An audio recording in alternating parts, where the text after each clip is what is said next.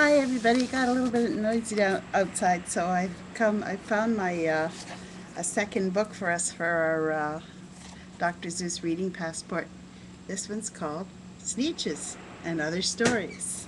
So we only have 10 minutes, so I have to read them pretty quickly. So it's Sneetches and Other Stories by Dr. Seuss.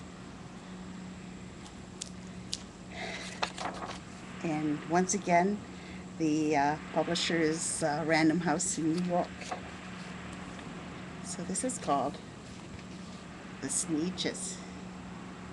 And here's the Sneetches. I'll move back so you can see. Here's the Sneetches. Ready? Here we go. Now the Starbelly Sneetches had plain bellies with stars. The plain belly Sneetches had none upon theirs. Those stars weren't so big, they were really so small, you might think such a thing wouldn't matter at all. But because they had stars, all the Starbelly Sneetches would brag, "We're the best kind of Sneetch on the beaches." With their snoots in the air, they would sniff and they'd snort. We'll have nothing to do with the plain belly sort. And whenever they met some, when they were out walking, they'd hike right on past them without even talking.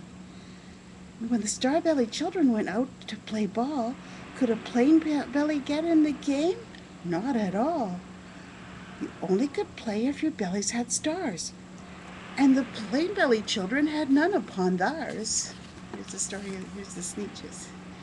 And see how they have a snooty snot. And then the plain belly Sneetches couldn't play ball with the Starbelly Sneetches. Then what happened? When the Starbelly Sneetches had frankfurter roasts or picnics or parties and marshmallow toasts, they never invited the plain belly Sneetches. They left them out cold in the dark of the beaches. They kept them away. They never come near. And that's how they treated them year after year. So here's the Starbelly Sneetches with the roasts. And here's the sad little plain belly Sneetches that don't get to join in. Okay. Then one day, it seems, while the plain belly Sneetches were moping and doping alone on the beaches, just sitting there wishing their bellies had stars, a stranger zipped up in the strangest of cars. "My friends," he announced in a voice clear and keen, "my name is Sylvester McMonkey McBean, and I've heard of your troubles, I've heard you're unhappy, but I can fix that. I'm the fix-it-up chappie. I've come to help you. I have what you need, and my prices are low, and I work at great speed, and my work is 100% guaranteed." And here's Sylvester McBean, or Sylvester McMonkey McBean. Okay. Then quickly Sylvester McMonkey McBean put together a very peculiar machine, and he said, "You want stars like a Starbelly Sneetch? My friends, you can have them, $3 each. Just pay me your money and hop right aboard." So they clambered inside. Then the big machine roared, and it clunked, and it bonked, and it jerked, and it burped, and it bopped them about. But the thing really worked.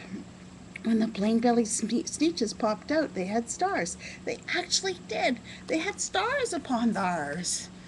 So here's the machine. Bunk, bunk, bunk, bunk. And somewhere they come out with Starbelly Sneetches. Yay! That's what they wanted. Then they yelled at the ones who had stars at the start. "We're exactly like you. You can't tell us apart. We're just the same, you snooty old smarties. Now we can go to your frankfurter parties." "Good grief," groaned the ones who had stars at the first. "We're still the best Sneetches, and they are the worst. But now how in the world will we know," they all frowned, "if which kind is what and the other way round?" Then up came McBean with a quick sly wink, and he said, "Things are not quite as bad as you think. So you don't know who's who? That is perfectly true. But come with me, my friends. Do you know what I'll do? I'll make you again the best Sneetches on the beaches, and all it will cost you is $10 eaches." "Belly stars are no longer in style," said McBean. "What you need is a trip through my star-off machine. This wondrous contraption will take off your stars so you won't look like Sneetches who have them on theirs. And that handy machine, working very precisely, removed all the stars from the tummies quite nicely. So for this time, for $10, they went into the machine with the stars on their bellies, and they came out without stars on their bellies. Okay. Then with snoots in the air they paraded about, and they opened their beaks and they let out a shout. We know who's who. Now there isn't a doubt. The best kind of Sneetches are Sneetches without. Then, of course, those with stars all got frightfully mad. To be wearing a star now was frightfully bad. Then, of course, old Sylvester McMonkey McBean invited them into his star-off machine. Then, of course, from then on, as you probably guessed, things really got into a horrible mess. All the rest of that day on those wild screaming beaches, the fix-it-up chappie kept fixing up Sneetches. Off again, on again, in again, out again. Through the machines they raced round and about again, changing their stars every minute or two. They kept paying money, they kept running through, until neither the plane nor the starbellies knew whether this one was what that one, or that one was this one, or which one was what one, or what one was who. There they go. They just keep going into the machine and paying money and money and money. Stars on, stars off, stars on, stars off. Who's who? Then when every last cent of their money was spent, the fix-it-up chap, he packed up and he went. And he laughed as he drove in his car up the beach. They will never learn, no, you can't teach a Sneetch. So here's all the Sneetches without any money. Some have stars, some have none. And all we have is like Mr. Monkey McBean with just a truckload of money. But McBean was quite wrong, I'm quite happy to say, that the Sneetches got really quite smart on that day.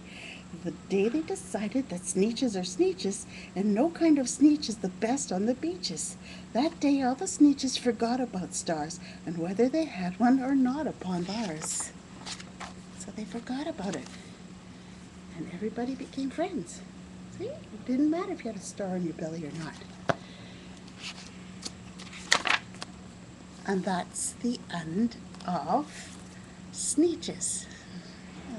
We'll break it up into another broadcast for the other two. Love you. Bye-bye.